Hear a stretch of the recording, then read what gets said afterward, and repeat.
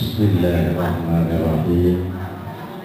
Assalamualaikum warahmatullahi ta'ala wabarakatuh.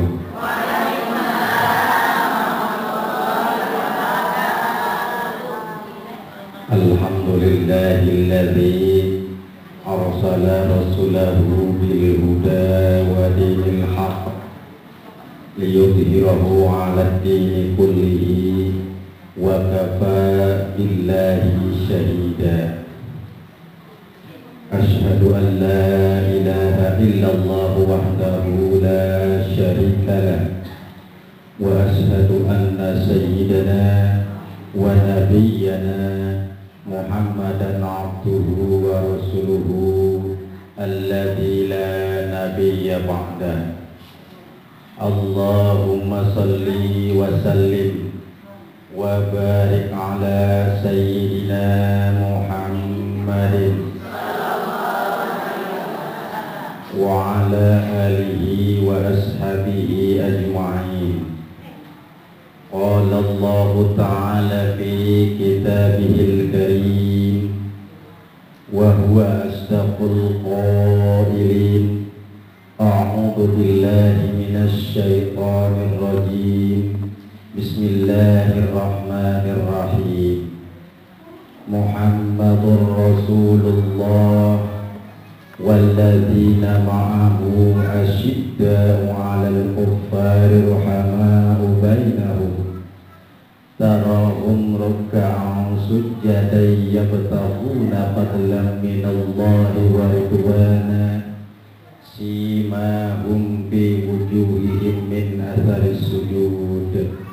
Al-ayah wal ma'na wallahu a'lam bil muradi. Amma ba'd. Puji sebagai kalimat yang paling pantas kita ucapkan ketika kita mau mulai ngaji. Mari kita persembahkan kehadirat Ilahi Rabbi, syukur sebagai ungkapan rasa syukur atas nikmat-nikmat yang telah dilimpahkan kepada kita. Mari kita hadiratkan kehadirat Allah yang Maha Ghafur, karena pada hakikatnya Allah lah yang Maha mengatur, sehingga dalam kesempatan yang berbahagia ini kita bisa berkumpul bersama, melangkahkan kaki, duduk di tempat yang mulia ini untuk takliman wa takliman li thalabul ilmi. Mudah-mudahan langkah kita menjadi saksi nanti di yaumil qiyamah. Amin ya Allah ya rabbal alamin. Salawat ma'asalam ay makrunatan bil ta'lim. Semoga tercurah kepada junjungan kita baginda yang mulia Rasulullah Muhammad sallallahu alaihi wasallam, para keluarga, para sahabat dan para pengikutnya, termasuk kita yang hadir di tempat yang berbahagia ini. Amin amin ya Allah ya rabbal alamin. Mengawali pembicaraan kulane ngendang kurane korten gugu ya. Soalnya apa ya, bahasanya boten lancar beneran iki. Jadi dicampur-campur saus lah. Ngertos boten ngertos ya terserah niku ya. Ibu-ibu hadirin sekalian yang saya hormati dan mudah-mudahan dimuliakan oleh Allah Subhanahu wa taala. Ini tanggal berapa Bu, bulan Rabiul Awal? Tanggal 13, karena kemarin tanggal 12 Rabiul Awal. Kalau kita ingat-ingat 12 Rabiul Awal itu apa? Hari kelahiran Rasulullah. Kalau anak madrasah masih ngerti itu. Nabi orang sarerea kanjeng Nabi yang mulia Muhammad jenenganana Arab Quraisy bangsana. Iya kan? Kalau kita kadang dulu belajar, anak-anak sekarang wallahu a'lam, kecuali yang masih sekolah madrasah barangkali. Tetapi dari ibu-ibu kita saksikan di mana-mana ya, dengan kelahiran Rasulullah Muhammad sallallahu alaihi wasallam itu begitu meriah. Perayaan Maulid di mana-mana.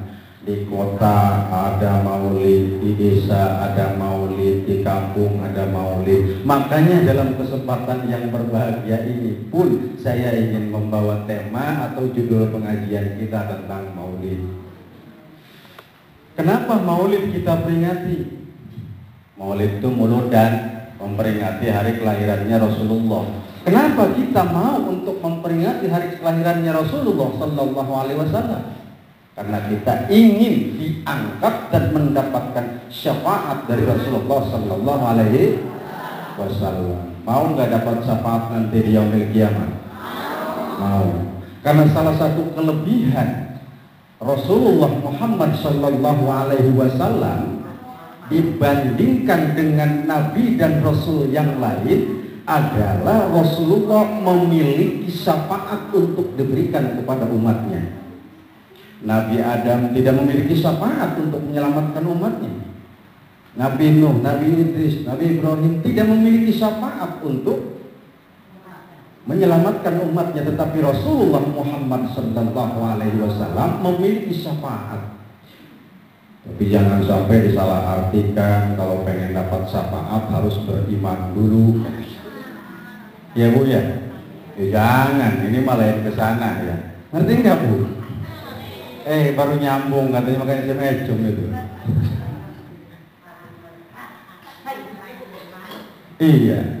Jadi kelebihan Rasulullah itu adalah memiliki syafaat, yaitu untuk menolong umatnya yang memang taat kepada Allah dan memang beriman kepada Rasulullah Sallallahu Alaihi Wasallam. Karena harus kita sadari bahwa ketika seseorang masuk surga dan neraka itu bukan karena amal perbuatan, bukan. Kalau kita masuk surga bukan karena sholat kita, bukan karena ngaji kita, tetapi karena pertama ridhonya Allah. Lalu yang kedua yang bisa menyelamatkan kita dari azab Allah itu menurut satu riwayat adalah Rasulullah, yakni melalui perantaraan syafaat yang diberikan oleh Rasulullah Sallallahu Alaihi Wasallam. Tetapi pertanyaannya bagi kita, siapa umat Rasul yang akan diberikan syafaat oleh Rasulullah? Yakni adalah umatnya. Siapa kita? Ibu pengen gak dapat syafaat dari Rasul? Pengen ya, sudah tahu belum caranya? Belum. Kasihan amat, pengen ke Jakarta nggak tahu jalan. Iya, salah satunya adalah memperbanyak salawat kepada Nabi Muhammad Sallallahu Alaihi Wasallam. Itu salah satunya. Ya, karena kan Allah katakan Innallaha wa malaikatahu yusholluna 'alan nabi. Wong Allah sama malaikatnya saja membaca salawat. Saking menghormatinya Rasulullah Sallallahu Alaihi Wasallam, kenapa kita tidak? Nah makanya di bulan Rabiul Awal ini coba memperbanyak baca salawat kepada Rasulullah Sallallahu Alaihi Wasallam. Karena begini Bu, walaupun kita menjerit-jerit, kita berteriak-teriak, saya ingin diangkat sebagai umat Muhammad, saya ingin diangkat dan mendapatkan syafaat dari Rasulullah, menjerit-jerit kita setinggi-tingginya, sekencang-kencangnya, kalau sikap hidup perilaku kita tidak mencerminkan dari apa yang sudah dicontohkan oleh Rasul, sampai buaya bisa terbang juga nggak bakalan. Bu, lanjut.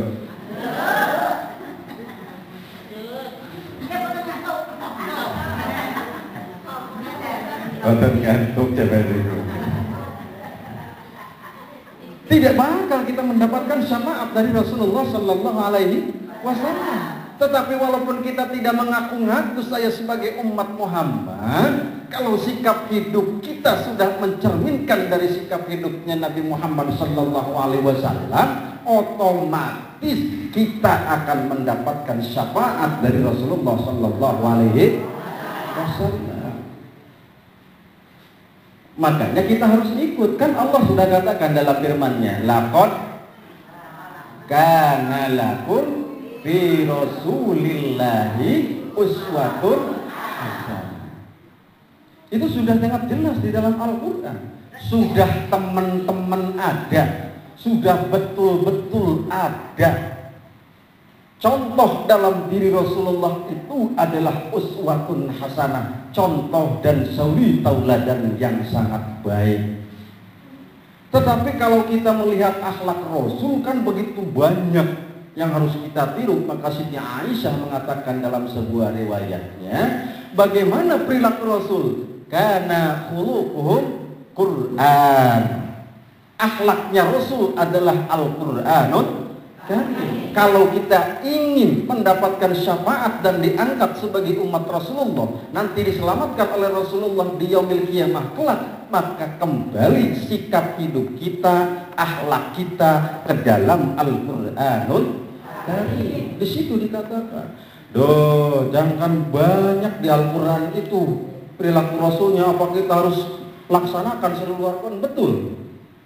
Tetapi setidaknya di dalam Al-Quran dikatakan, surat Al-Fatah ayat yang ke-29, bagaimana sikap hidup Rasulullah beserta umat-umat yang mengikutinya itu digambarkan oleh Al-Quranul Karim, surat Al-Fatah ayat yang ke-29 yang sudah saya bacakan tadi. A'udzu billahi minasyaitonir rajim. Bismillahirrahmanirrahim. Muhammadur Rasulullah walladzina ma'ahu asyidda'u 'alal kuffar ruhama'u bainahum tarahum ruk'an sujada yabtaghuna fadlan minallahi wa ridwana simahum fi wujuhihim min atharis sujud. Minimal dalam Al-Quran surat Al-Fatah itu ada 5 perilaku yang bisa kita lakukan sebagai cerminan dari sikap dan perilakunya Rasulullah Sallallahu Alaihi Wasallam. Di Al-Qurannya dikatakan, Muhammadur Rasulullah.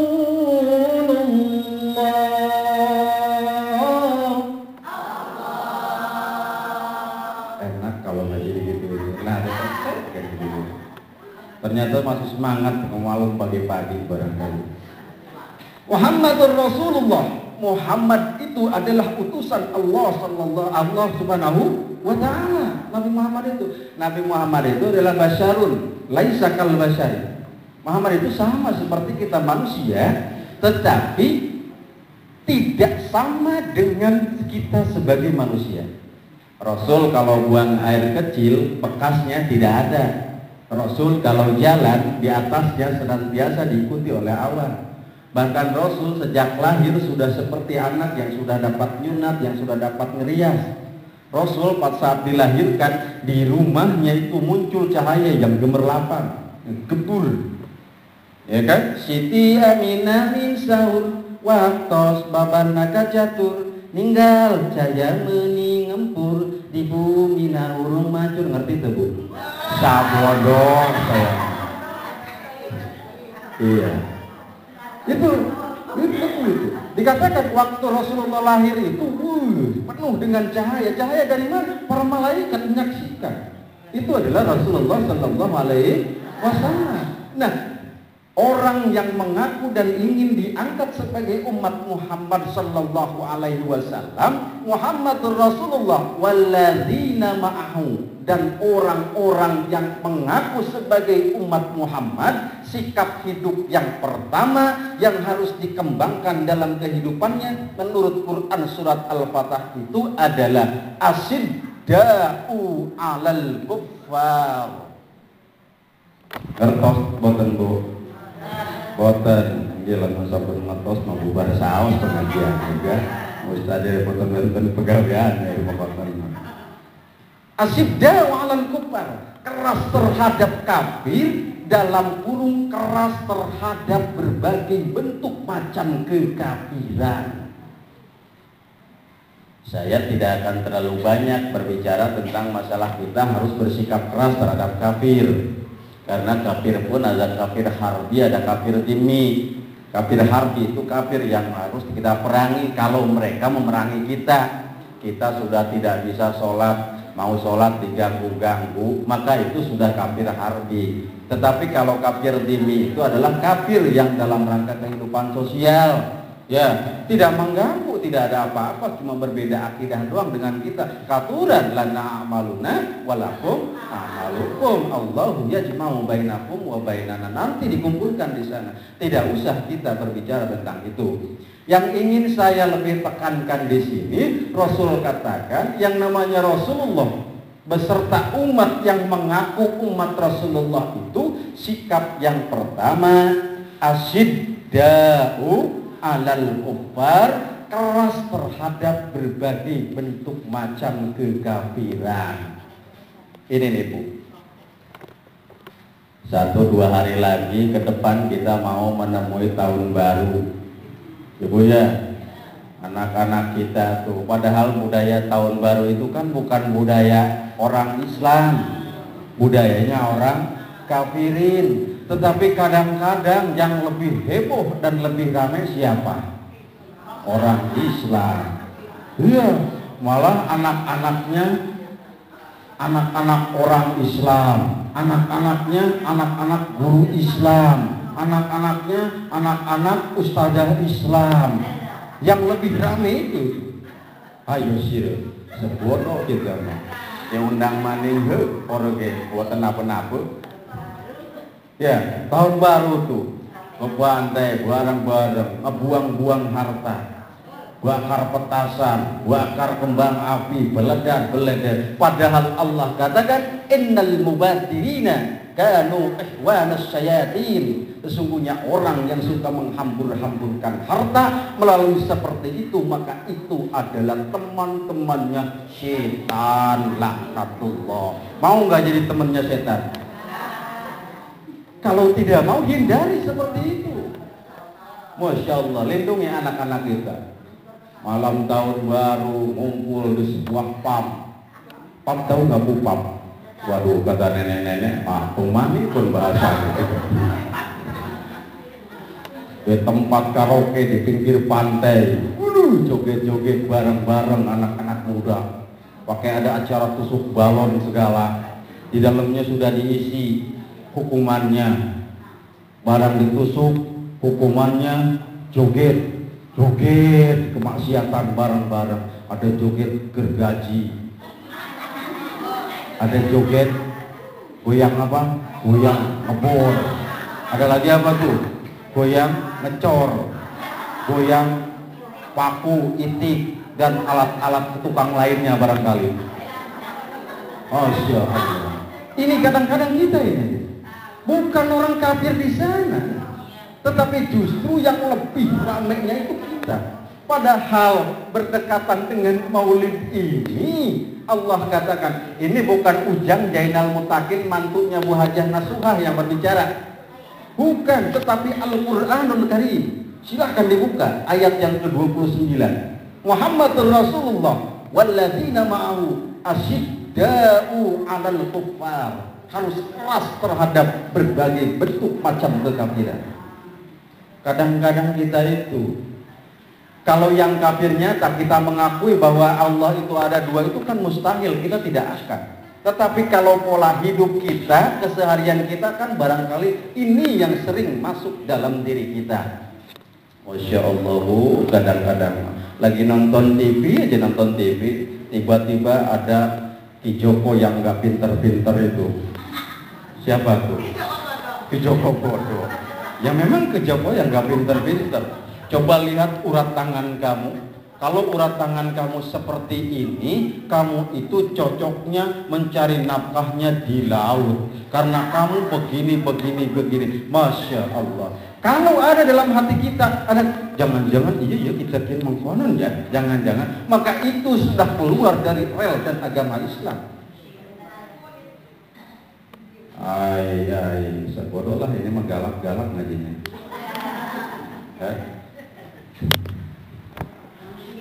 Nah, yang memang sudah dijelaskan di dalam Al-Quran, asyidda'u 'alal kuffar, keras terhadap kafir dan bentuk-bentuk kekafiran kita. Jangan salah Ibu, banyak hal yang bisa menjerumuskan kita kepada masalah kekafiran itu.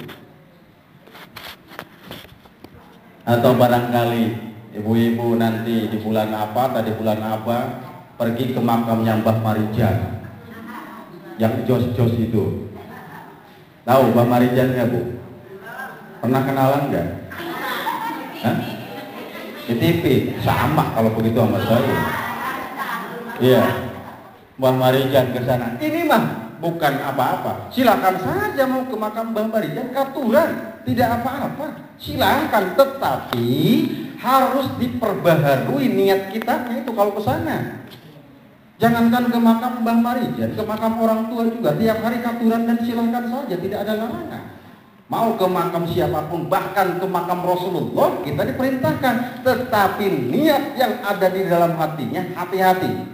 Jangan sampai kita mengantarkan kemusyrikan ke hadapan Allah Subhanahu wa ta'ala.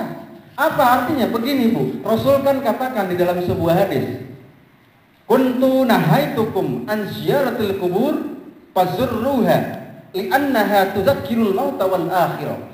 Ibu mau pergi ke mana, ziarah, silakan, itu bagus. Karena apa? Li'annaha tudzakirul mauta wal akhirah. Karena itu akan lebih banyak mengingatkan kita kepada kematian dan kehidupan akhir. Kan kalau nggak ngelihat kuburan mah kita mah asik-asik aja. Apalagi kalau duit lagi buru dijuru, bro dipantau ngalaya di tengah imah, lagi banyak duit mah aduh lihat kubur ber. Iya. Ya kalau lagi sumplek mas suami lagi orang jelas, bijis lagi laku, anak lagi bandel-bandel usmi, kita mah pengen mati baik, ya Allah pengen mati baik, Masya Allah kita kok. Tetapi kalau lagi seneng kan jauh kan kita ke arah sana. Makanya satu langkah yang kita bisa ambil itu adalah ziarah kubur. Silakan mau pergi kemana jalan, tetapi awas, apa niatnya? Jangan sampai kita minta-minta kepada ahli kubur, tetapi kita harusnya berdoa kepada ahli kubur. Isol hadiah, baca yasin, baca fatihah, isolkan kepada ahli kubur. Jangan sampai kita ke Baitullah, kemana-kemana. Ya Allah, Papa, jadi gimana anak-anak bandel Ahmad Pak? Orang jauh.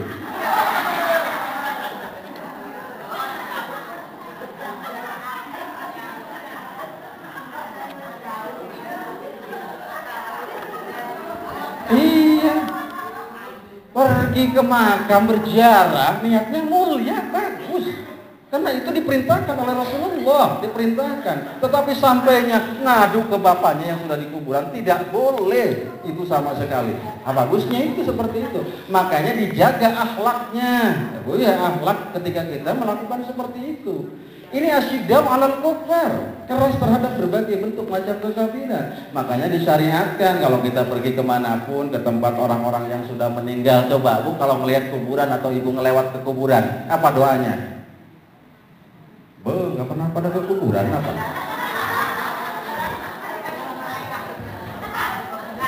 Ibu jalan nih, tuh yang dari Pelumbang jalan, ada makam tuh kan? Ibu nggak usah lagi berziarah saja, lewat pun juga di hati, assalamualaikum ya. Terus, nah itu tuh ada paling 3 gelintir yang bisa, banyakan mah tidak ada. Karena di situ akan meningkatkan keimanan kita bahwa saya akan menyusul di sana. Pas lewat itu nggak usah ibu lewat, disunahkan oleh Rasulullah. Ibu ngelewat kuburan, jangankan kuburan syekh, ulama besar, kuburan anak bayi pun harus kita berdoa. Assalamualaikum ya ahla diyar.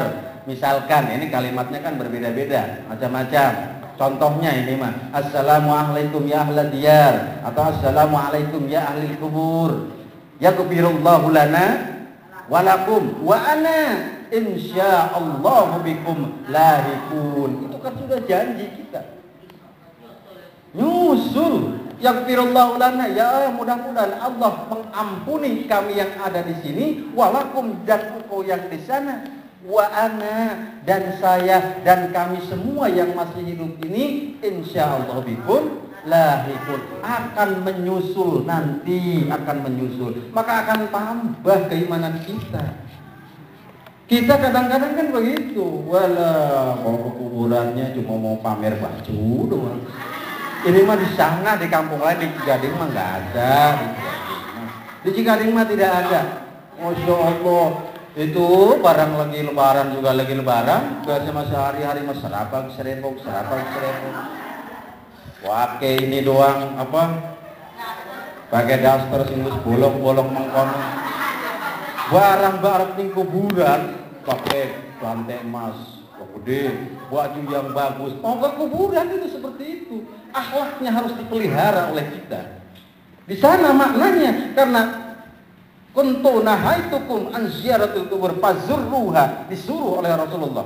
Maka berziarahlah oleh kamu, lakukan. Li'annaha tuzakkirul mauta wal akhirah. Karena di dalamnya ada hikmah yang bisa mengingatkan kita kepada kematian dan kehidupan akhir kita. Kita yakin nggak bakal nyusul? Yakin?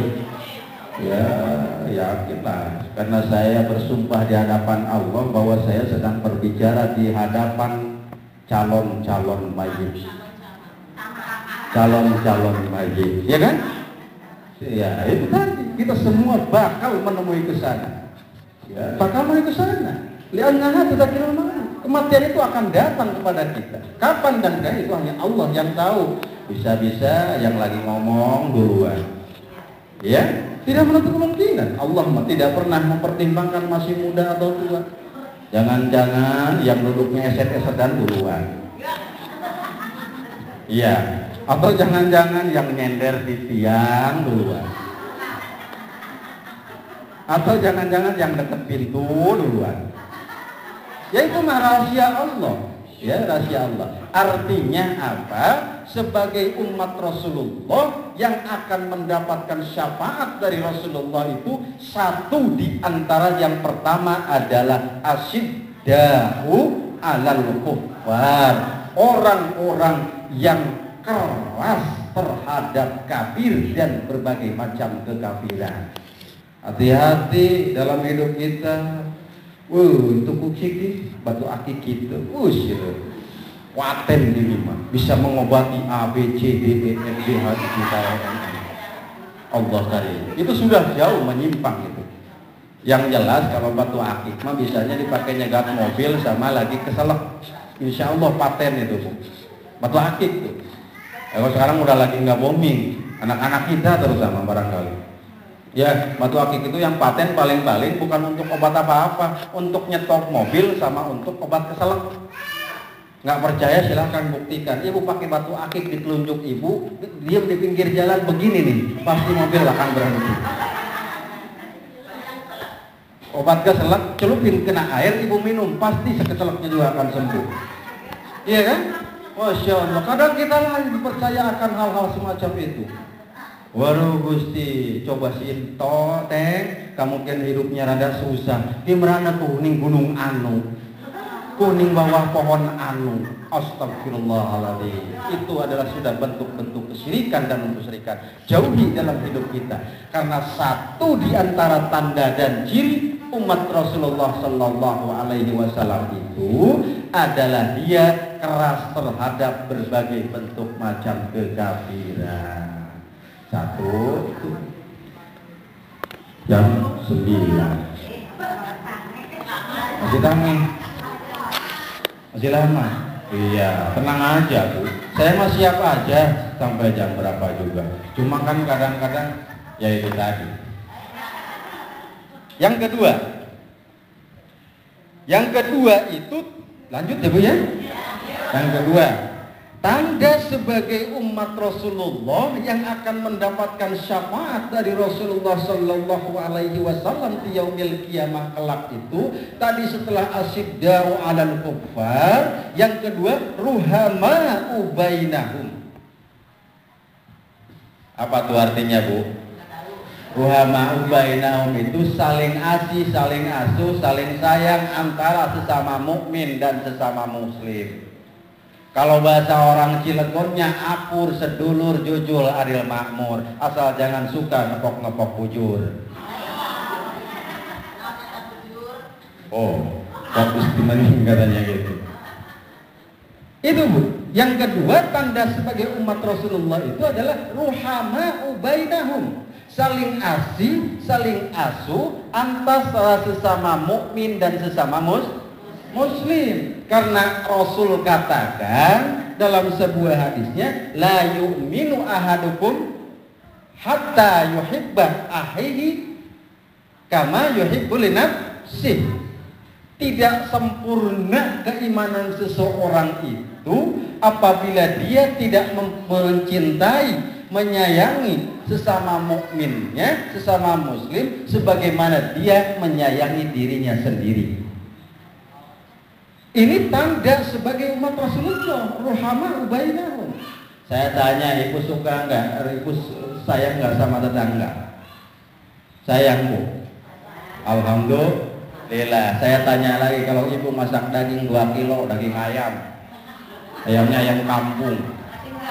Kalau ayam negeri ada becrek, makanya ayamnya ayam kampung. Ibu masak ayam kampung 2 kilo. Di rumahnya cuma ada ibu doang sama bapaknya berdua. Ada tetangga remangan, dikasih nggak itu? Enggak. Alhamdulillah. Ibu juga yang bilang juga enggak, juga bohong gitu. Bener kan? Mustahil, bau-baunya aja keperoleh kali. Dapat baunya. Jangan sampai itu seperti itu. Ya Bu, ya. Lihat kanan kiri kita. Kadang-kadang kalau kita kan cukup saja keluarga kita saja begitu. Itu jangan sampai, karena ruhama'u bainahum. Harus saling asih, saling asuh antar sesama mukmin dan sesama muslim. Wenten sing ayun taken katuran. Boten. Lanjut nggih. Nggih. Nah, Rasulullah sallallahu alaihi wasallam mengatakan dalam sebuah hadisnya bahwa hak tetangga atau hak antara muslim dengan muslim itu minimal terkumpul dalam 5 kategori. Karena hadis dikatakan hakul muslim alal muslim khamsun. Haknya orang muslim terhadap orang yang muslim itu minimal ada 5. Sudah ada yang tahu belum? Belum. Kalau belum saya kasih, kalau udah saya pulang aja gitu. Hakul muslim alal muslim khamsun. Yang pertama riddus salam atau raddus salam, yakni dia itu menjawab ucapan salam dari orang lain yang menyampaikan salam kepada kita. Ini nih Bu, kalau ibu lagi di rumah, lagi sholat misalkan ada assalamualaikum, kalau baru mau Allah, baru begitu mah sudah lepas aja dulu, tinggalkan itu. Mending batalkan, kecuali kalau sudah dapat 1-2 rakaat gitu ya, karena otomatis itu akan mengganggu kehusuan kita itu, iya kan? Ya assalamualaikum, masya Allah, jangan sampai, udah lepaskan dulu aja. Cuma kadang-kadang kita kalau ke orang lain assalamualaikumnya juga medok. Kalau ke orang lain mah assalamualaikum, kalau paling nama ustaz sama ustazah mah giliran sama suami. Coba, ibu lagi nyuci kan di dapur, lagi nyuci, bapaknya datang, biasa nggak tahu canda, entah beneran, assalamualaikum, bahasanya diberat-beratin, ibu lari kan dari belakang tuh, waalaikumsalam, bari-bari ibu ya ke depan, orang dilihat bapaknya kurang asem, astagfirullahaladzim. Ada nggak di sini yang kayak gitu, ada nggak? Hah? Masya Allah. Kalau saya mah husnudon di sini mah tidak ada, insya Allah. Tetapi kalau ada lah kebina-bina amat, kotenku. Diperbaharui, yuk perbaiki, karena hak dengan muslim yang lain saja sudah seperti itu, apalagi dengan suami. Ini malah larinya dasar orang gila, katanya. Orang ucapin salam ke orang gila. Nah ini maksud saya. Assalamualaikum, maka itu dikasih pahala oleh Allah Subhanahu Wa Taala 10 kali lipat. Kalau ibu menjawab waalaikumsalam, gitu loh. Beda kalau ibu selamat pagi, selamat apa, itu nggak ada dapat pahala. Tetapi ketika mengucapkan salam itu mendapatkan pahala 10 kali lipat. Kalau lawan bicara ibu bicaranya tidak assalamualaikum warahmatullah, maka kita assalamualaikum warahmatullahi wabarakatuh. Nah kalau assalamualaikum warahmatullahi wabarakatuh, jawabnya apa? Wah, maghfiratuh. Lalu kemudian kalau yang ngucapin salamnya assalamualaikum warahmatullahi taala wabarakatuh wa maghfiratuhu, ibu jawabnya apa?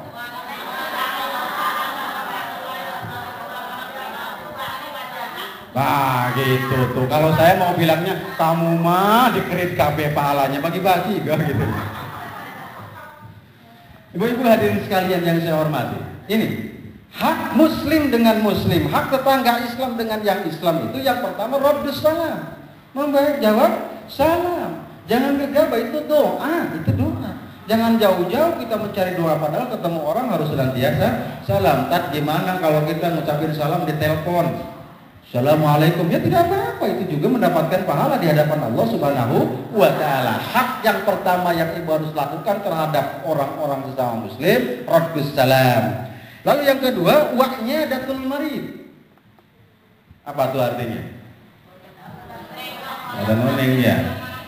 Wa'nyadatul marid, yaitu yang kedua, hak tetangga sesama muslim itu adalah menengok orang sakit, atau kalau dia sakit itu haknya dia untuk ditengok oleh kita. Berarti kalau sudah hak ada kewajiban kita untuk menengoknya. Ya, ini makanya ke arah sana, Bu. Jangan sampai tetangga udah sakitnya 7 tahun, 7 bulan, 77 hari kita tidak nengoknya, jangan sampai. Ada yang begitu?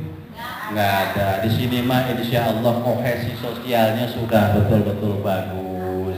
Ya amin ya Allah ya Rabbal alamin. Tetapi ini mah penyampaian materi untuk penambahan keilmuan kita saja, maksud saya. Yang kedua itu wa'nyadatul marid, orang-orang yang sakit harus senantiasa kita tengok di dalamnya. Itu adalah kewajiban dan hak orang-orang muslim. Lalu yang ketiga wa'ittiba'ul janaiz, yaitu ibu kalau orang meninggal ibu harus takziah, dan ibu kalau bisa mengantarkan kepada alam kuburannya, ya, itu diantara hak orang-orang muslim. Karena ini memang betul seperti ini hakikatnya ajaran Islam mengajarkan kepada kita, ya. Wa ittiba'ul janaiz, mengantarkannya. Tadi itu buat apa? Lebih kita bergetar. Masya Allah, ya Bu ya, kalau sudah mati, oh Masya Allah Bu, kalau kita sudah ngomong-ngomong masalah mati kayaknya nggak mau makan, nggak mau minum. Coba Ibu coba deh kalau mau malam pak aja ke sarang kedong kubur. Ngerti sarang kedong kubur nggak Bu? Yang itu tuh yang Masya Allah, nanti kita bisa sendirian, punya suami yang gagah, yang kaya, ditinggalin. Betul Bu? Masya Allah. Tapi kadang-kadang kalau suami ini bercerita di kampung saya, cerita aja ini. Tidak beda dengan di sini Bu Guru ya. Masya Allah. Ya coba kalau kita sudah ingat mati, Masya Allah. Kayaknya nisbi semua juga. Orang semua bakal mati, karena itu sudah ada nasnya. Tidak usah takut. Yang harus kita takutkan itu dalam posisi apa kita meninggal. Jangan sampai kita mati itu dalam keadaan yang su'ul khatimah, yaitu jelek akhir perbuatannya. Kayak siapa Bu? Barsiso itu ulama besar. Dia itu orang yang taat terhadap agamanya, tetapi akhir dari hidupnya itu adalah su'ul khatimah. Akhirnya tanpa diperhitungkan oleh Allah langsung dimasukkan ke dalam neraka. Naudzubillah. Kita mudah-mudahan Allah menghusnul khatimahkan kematian kita. Amin ya Allah ya Rabbal alamin. Masya Allah Bu, bayangkan kadang-kadang kalau sudah ingat mati, apa sih? Duit yang 1M gak ada artinya, suami yang ganteng tidak ada, malah kawin lagi yang ada nggak? Oh ya, ada di Sukabumi sana mah aneh gitu ya, ada suami istrinya itu penyakitnya penyakit keras sampai meninggal lah, Allah alam gitu ya. Itu mah si suaminya itu ayo udah dikuburkan itu selama 7 hari 7 malam 7 hari itu terus saja ke kuburannya. Tiap sore iniin air di botol gitu di atas kuburannya, terus aja gitu. Ya disiramin aja terus. Si suami itu pasti istrinya sudah meninggal itu. Ini nih yang namanya suami itu begitu kadang-kadang. Terus ada tetangganya ngelihat, ya Allah Pak, katanya coba lihat tuh suami si Anu mah udah meninggal juga, setia amat ya, setiap habis itu langsung tiap sore tiap pagi katanya disiramin makamnya itu gitu, terus aja gitu sampai 7 hari. Saking penasarannya ini tetangganya, ini suami ini perilaku suami ini kadang-kadang. Barang itu udah itu disamperin sama tetangganya itu ngobrol, Kang sebetulnya apa sih hebat amat begitu setianya sama suami, hebat sama istri, sampai sudah meninggal juga begitu aja terus diseramin sampai nggak berhenti. Apa sih rahasianya? Saya pengen dibegitukan nanti sama suami saya, gitu tuh. Nah, ini makanya jangan terlalu percaya sama yang namanya laki-laki, kecuali yang ada di depan sini saja, Bang. Apa jawabnya itu? Begini sebetulnya Mati, katanya gitu. Pas istri saya lagi sakit kerasnya, ngomong ke saya, kata yang penyiraman itu, apa Kang, katanya rahasianya? Pak, kayaknya saya sudah dekat ini, titip anak-anak ya Pak. Dan satu lagi Pak, katanya gitu, Bapak jangan sampai kawin lagi sebelum tumbuh rumput di atas kuburan saya, katanya.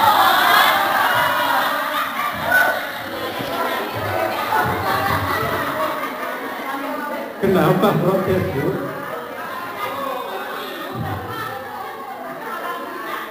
Kenapa, Bu? Ternyata mah gitu ya. Kenapa rajin terus itu selama 7 hari nyiramin kuburan biar rumputnya cepat tumbuh.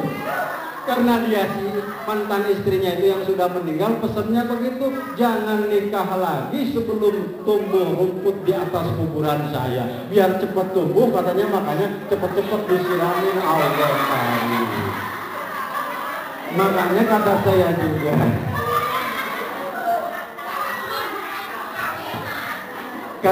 juga, jangan terlalu percaya sama laki-laki kecuali yang di depan sini saja.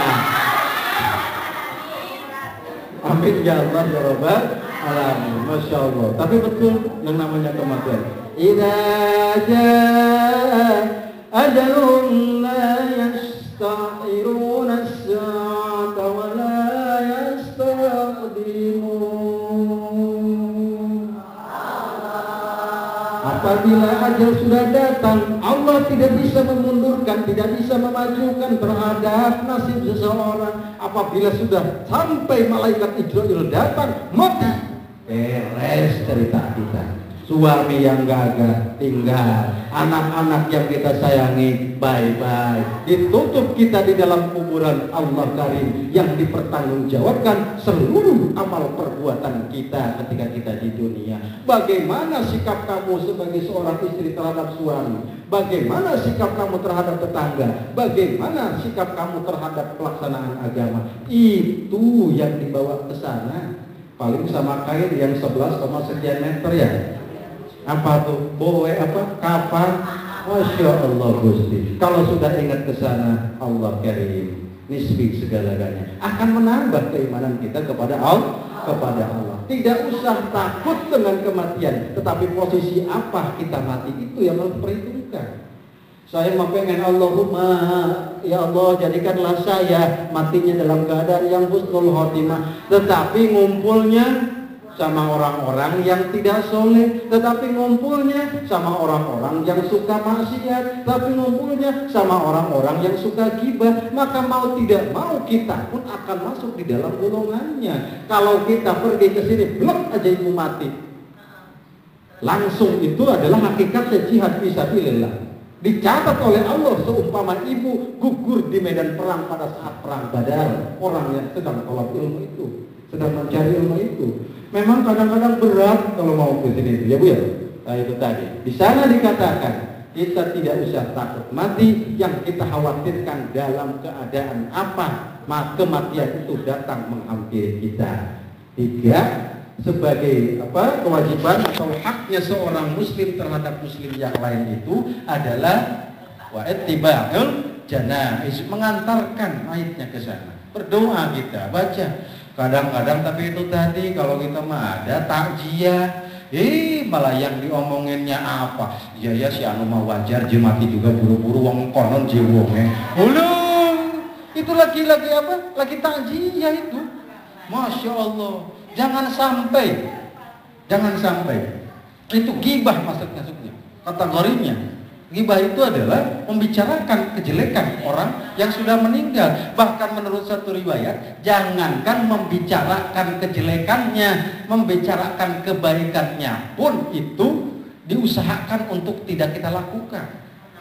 Ya, terhadap janaiz itu, terhadap jenazah itu yang sudah meninggal. Jangan sampai, jaga perilaku kitanya. Datang ke sana itu berdoa, Allahumma firlahu warhamu, kalau laki-laki, Allahumma firlahu warhamah.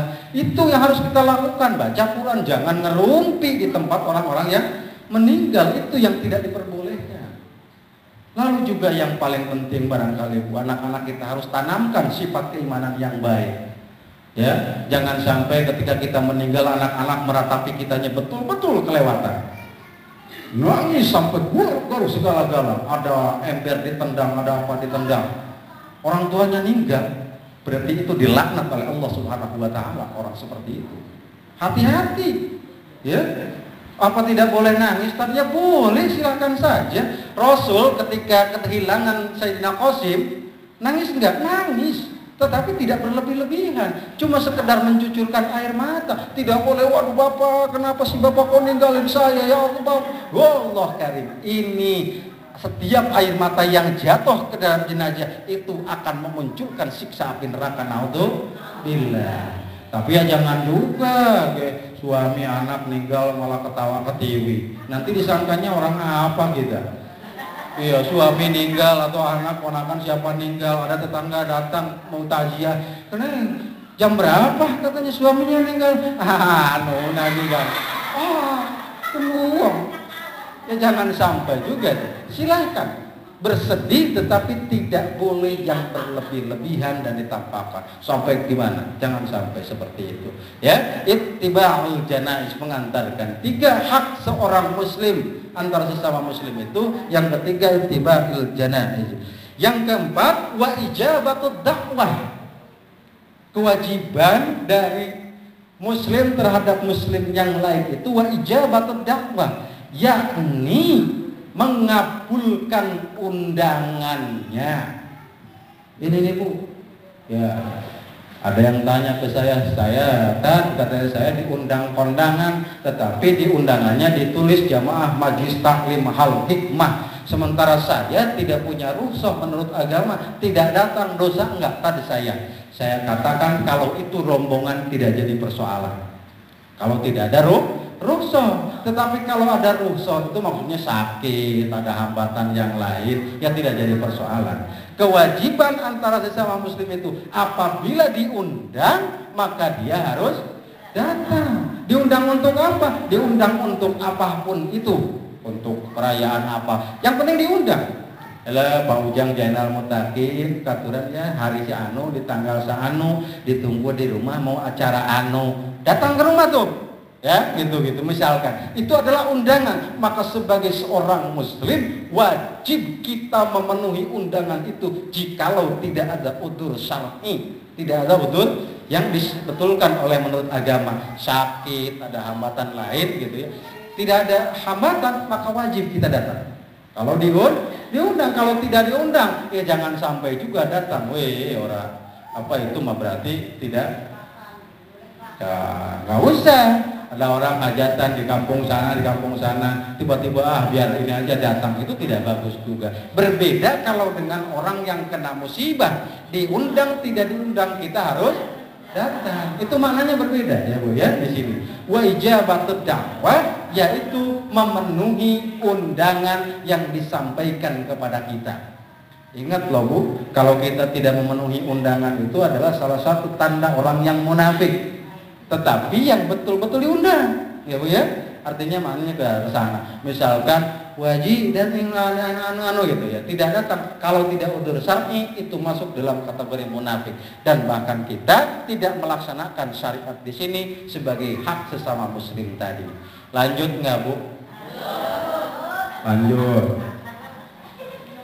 Lalu yang kelimanya hak muslim terhadap muslim yang lain itu wa tasmiyatul atis. Apa tuh? Kelihatannya sepele Bu ya. Wa tasmiyatul atis, yaitu mendoakan orang yang bersin. Itu adalah wajib bagi kita dan hak bagi orang lain. Iya, jangan sampai ini mah di rumah bersin ya. Tuh.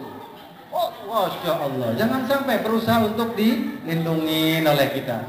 Nah, Maka kalau kita mendengar bersin seperti itu, maka kita harus mengucapkan doa kepada yang bersangkutan. Apa doanya? Yarhamukallah. Lalu kemudian yahdikumullah. Lalu kemudian wadi walakum. Itu terus itu. Makanya Masya Allah, ternyata pintu surga itu banyak ya. Banyak. Cuma kadang kitanya saja ya yang senantiasa melakukannya dipersulit sendiri. Padahal begitu banyak sumber-sumber pahala yang sudah disediakan oleh Allah Subhanahu wa Ta'ala. Dua, itu tanda sebagai umat Rasulullah yang akan mendapatkan syafaat di hadapan Rasulullah nanti di yaumil qiyamah. Yang pertama, asyidda'u 'alal kuffar ruhama'u bainahum. Lalu yang berikutnya, yang ketiga, tarahum ruk'an sujada. Tanda yang ketiga yang akan mendapatkan syafaat dari Rasulullah itu adalah orang-orang yang senantiasa tarahum ruk'an sujada, senantiasa terlihat melaksanakan ruku dan sujud. Apa maknanya? Senantiasa tidak ketinggalan sholat 5 waktu minimal. Tarahum ruk'an sujada. Hati-hati Bu punya anak terutama. Karena kan awal ma yuhasabu indallah as-salat. Wa idza saluha syairu amali. Wa idza fasada syairu amali. Sesuatu yang pertama kali akan dipertanggungjawabkan oleh Allah Subhanahu wa Ta'ala itu adalah salat. Awwalu ma yuhasabu indallah as-salat. Fa idza saluha syairu amali. Apabila bagus salatnya, maka itu cerminan dari bagusnya seluruh amal perbuatan manusia itu. Wa idza fasada, apabila rusak salatnya, fasada syairu amali, maka akan rusak seluruh amal perbuatannya. Hati-hati kita, kalau ibu-ibu mah yakin ini mah punya anak keturunan, gitu maksud saya. Karena itu yang pertama yang akan dimintai pertanggungjawaban oleh Allah Subhanahu wa Ta'ala. Bahkan dalam sebuah hadis dikatakan ibu, man taraka sholata muta'ammidan faqad kafara jihar. Barang siapa orang yang meninggalkan sholat satu kali saja dengan disengaja, faqad kafara jiharon, maka itu sudah jelas-jelas kafir yang sangat nyata.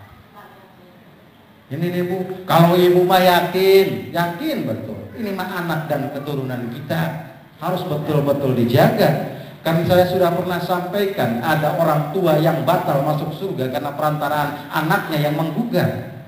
Enak aja ya Allah, masa orang tua saya masuk surga, saya ke dalam neraka? Saya tidak mau, saya minta dulu pertanggungjawaban. Kenapa saya tidak melaksanakan sholat? Karena saya tidak diperintahkan oleh kedua orang tua saya. Maka batal itu orang tua itu masuk ke surga. Ini maksud saya. Umat Rasulullah itu senantiasa memelihara di sana. Jangan sampai ketinggalan dia melaksanakan sholatnya itu. Apalagi kalau untuk perempuan sebetulnya mah gampang, ibu itu masuk surga itu. Sholatnya dipelihara, kerjakan puasa, taat kepada suami, dakhalatil jannah kata Rasul. Masuk ke dalam surganya Allah. Itu dalam hadis itu dikatakan. Ya, idza sholatim radaha khamsaha, apabila perempuan seorang istri sholat tidak ketinggalan 5 waktu, wa shamat syahroha, dan puasa pada bulan Ramadan, wa ata'at jauzaha, dan dia taat kepada suaminya selama suami tidak menyuruh kepada kemaksiatan, dakhalatil jannah, masuklah ke dalam surganya Allah Subhanahu wa Ta'ala. Tidak susah untuk ibu-ibu. Ya, makanya itu di sana. Salat yang paling penting, terutama untuk anak-anak kita barangkali. 3. Tuh, yang pertama, tanda orang yang akan mendapatkan syafaat dari Rasulullah itu keras terhadap kafir dan kekafiran. Ruhama'u bainahum, dia senantiasa saling menyayangi antara sesama mukmin dan sesama muslim. Lalu kemudian tarahum ruk'an sujada, dia senantiasa terlihat sholat, ruku dan sujud itu. Lalu yang keempat, tanda sebagai umat Rasulullah yang akan memberikan syafaat itu adalah yabtaghuna fadlam minallahi wa ridwana. Orang yang akan mendapatkan syafaat dari Rasulullah Sallallahu Alaihi Wasallam itu yang keempat, yabtaguna fadlan minallahi wa ridwana. Orang-orang yang senantiasa mencari keutamaan di hadapan Allah Subhanahu wa Ta'ala, bukan mencari keutamaan di hadapan manusia. Kadang-kadang kita ini nih Bu, kalau yabtagu itu kan Allah katakan dalam Quran surat An-Nisa, dikatakan wa may yaf'al dzalika ibtigha'a mardatillahi fasawfa nu'tihi ajran 'azima. Barang siapa orang yang senantiasa mencari keridhaan hanya di hadapan Allah, mencari kemuliaan hanya di hadapan Allah, maka Allah akan beri ajron 'azima, dengan pahala yang sangat besar. Kadang-kadang kalau kita lain dalam kehidupan kita itu pergi kondangan bukan atas dasar Allah, karena kita malu katanya itu udah salah. Ibu nggak pergi ke sini ke pengajian malu, katanya bukan itu, tapi atas dasar Allah, karena sebagian umat Rasulullah yabtaguna fadlan minallahi wa ridwana, senantiasa mencari keutamaan, senantiasa mencari kelebihan di hadapan Allah Subhanahu wa Ta'ala, ingin dipilihnya oleh Allah, bukan ingin dipilih oleh manusia. Karena hidup itu dalam melakukan seluruh amal perbuatan kita. Bro, terus ya, biarin capek. Yang capek siapa? Hah? Tapi emang kalau Pak Ujang begitu, kalau udah ngomong kadang hilang kontrol kemana-mana. Sabodo arek ngerti heuh teh sabodo teh sih. Ya. Ini tidak ada yang ngerti sama sekali kalau saya ngomong begitu ya. Pripun ya Bu ya. Lanjut sama yang gini. Nah, itu. Jadi tanda yang keempat, orang-orang yang senantiasa mencari keutamaan di hadapan Allah itu adalah orang yang akan menjadi umatnya Rasulullah Sallallahu Alaihi Wasallam, dan dia akan mendapatkan syafaat nanti di yaumil qiyamah. Ya bertahuna fadlan minallahi wa ridwana. Dia akan senantiasa mendapatkan dan mencari keridhaan dan keutamaan di hadapan Allah Subhanahu wa Ta'ala, melakukan amal perbuatan bukan karena manusia tetapi karena Allah, melakukan ibadah bukan karena manusia tetapi karena Allah. Ini malain kalau lagi sholat sendirian mah baca juga Allahu Akbar. Kalau lagi bareng-barengnya Allah, ini mah di sono, gambaran saja, maksud saya gambaran saja. Ya, yabtaguna fadlan minallahi wa ridwana, mencari keridhaan, mencari keutamaan hanya kepada Allah Subhanahu wa Ta'ala. Bagaimana caranya agar amal perbuatan kita, pekerjaan kita, ibadah kita hilang maknanya, dari hilang ingin diperhatikan oleh manusia tetapi hanya untuk Allah? Ada beberapa hal. Yang pertama yang harus kita tanamkan dalam diri kita ketika melakukan amal baik, amal perbuatan itu husnun niyat. Ibu, apa tuh husnun niyat? Perbaiki niat yang mengawali perbuatan kita itu. Kan Rasul katakan, innamal a'malu binniyat wa innamal likulli imri'in ma nawa. Sesungguhnya sesuatu perbuatan itu tergantung niatnya. Ibu pergi ke masjid, ceritanya mau sholat, padahal itu cuma tujuan kedua saja. Dari rumah sudah diniatin, cuma ingin nuker sendal saja. Ibadah bukan seperti itu, jauh. Karena itu tadi niatnya. Innamal a'malu binniyat. Apapun itu, niatnya terlebih dahulu yang harus kita perbaharui. Kalau ibu jauh-jauh, ada yang dari Belumbang, ada yang dari Tegalbuntu, lah pergi nih ke Majelis Taklim di Al Hikmah, lumayan dah enak duduk, ketemu karo wong Arab ngobrol. Hilang itu pahalanya. Tidak dapat pahala itu di situ.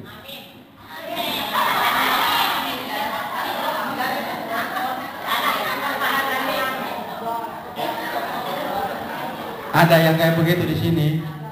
Tidak ada di sini Pak, insya Allah.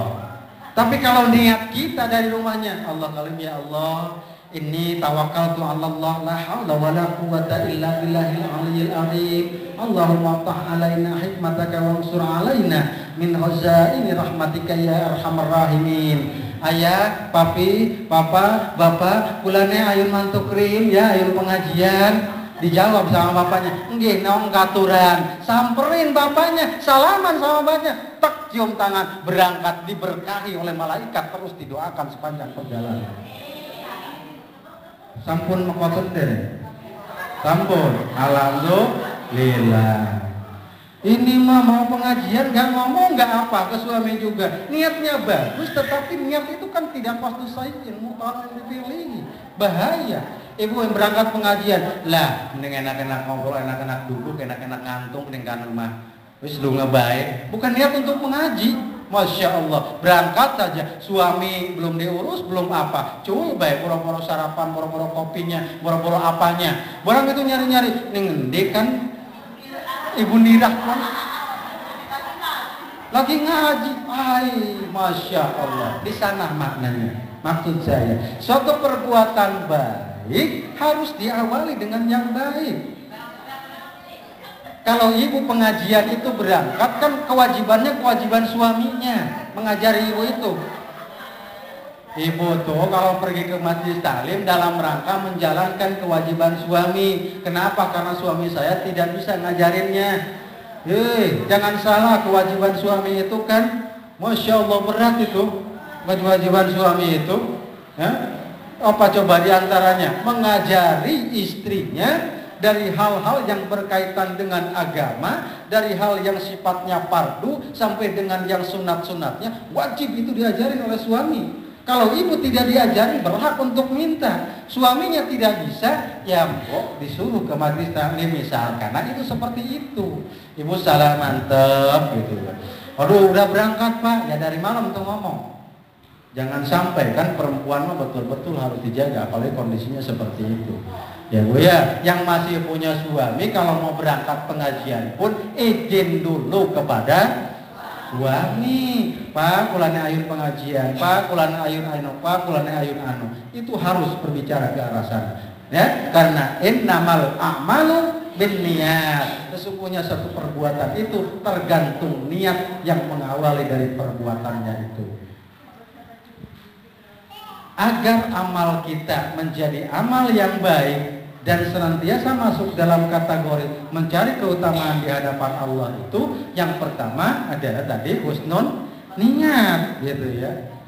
Bahkan ada cerita ini Bu, di kampung saya lagi-lagi ini mah, di sana di daerah Sukabumi, bagaimana niat itu penting dalam kehidupan kita. Ada yang namanya dul kemit sama dul medit. Iya, ada dul kemit sama dul medit. Sama-sama dulu nyantren di Baitul Mutakin. Bukan Ujang Jenderal Mutakin, tapi Baitul Mutakin di sana itu. Si dul medit sama dul medit tuh, dul kemit sama dul medit, nyantren saja waktu kecilnya. Pas sudah pada besarnya, ya, pas sudah dul medit mah diem di kampung, dul kemit mah diem di kampung, dul medit dia inilah hijrah ke kota nyari kerjaan. Sudah berhasil pulang ke kampungnya, semua dua pulang. Dul kemit ya, dia itu di kampungnya ngelola bertani, cocok tanam, namang singkong gitu tuh ya. Orangnya itu antara dul kemit sama dul medit. Sudah pada dewasanya nih.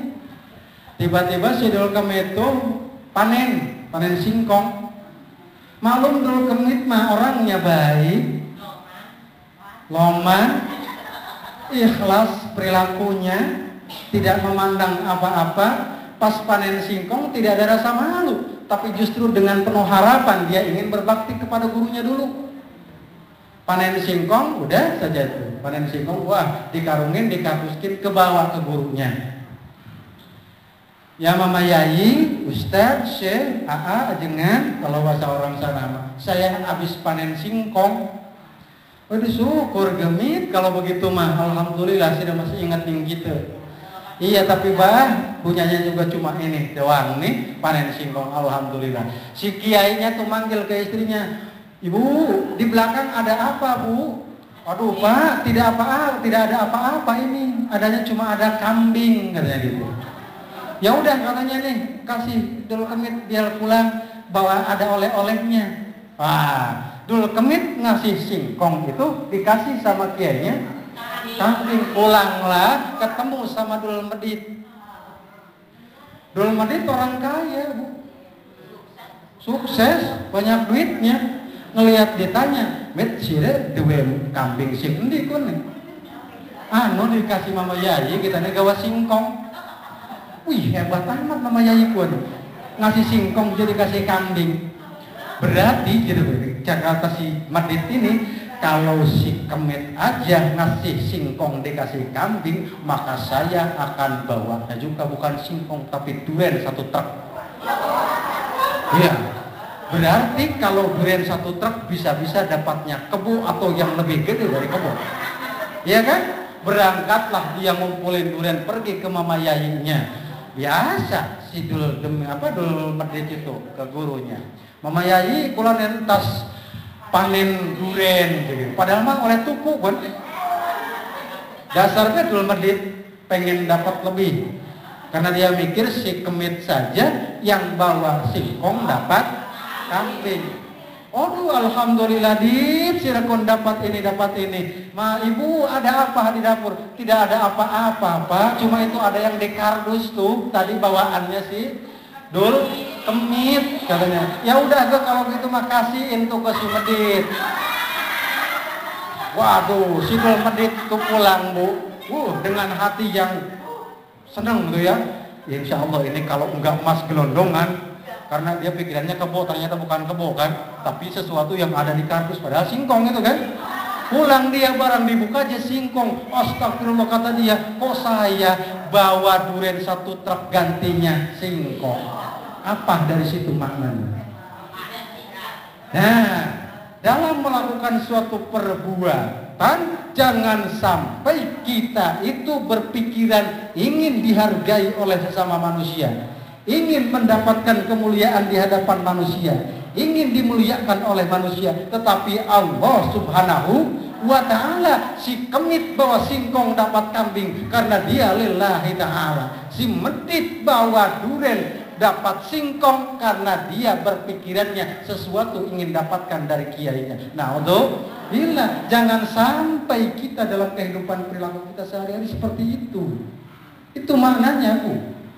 Ya kan? Tidak sedikit orang yang pergi haji niatnya apa? Isin kulane piji wis wake banyak duitnya tapi nggak berangkat haji. Niatnya isin, bukan karena Allah. Bahaya itu. Jadi sesuatu perbuatan itu karena lillahi ta'ala. Allah memperhatikan saya, Allah melihat saya. Maka insya Allah kalau sudah seperti itu, kita yang berhak mendapatkan syafaat di hadapan Allah Subhanahu wa ta'ala. Udah 9:30 lewat 5 menit. Dah Bu ya? Iya, mudah-mudahan ada waktu yang lain. Tetapi yang berikutnya, yang terakhir, tanda sebagai umat Rasulullah itu dalam Quran surat Al-Fatah yang ke-29 itu adalah simahum fi wujuhihim min athari sujud.